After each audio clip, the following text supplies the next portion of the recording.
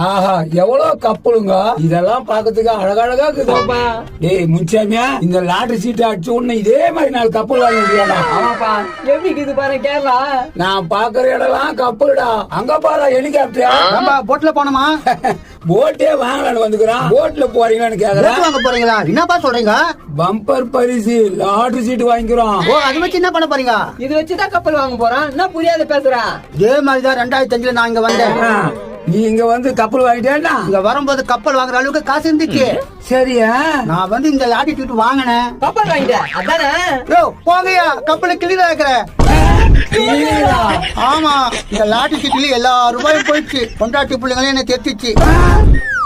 நீ சொல்றான். போங்க போங்க, தமிழ்நாட்டுக்கு போய் மூட்டை தூக்காவது போயிடுச்சுங்க. லாட்டி டிக்கெட் வாங்காதீங்க.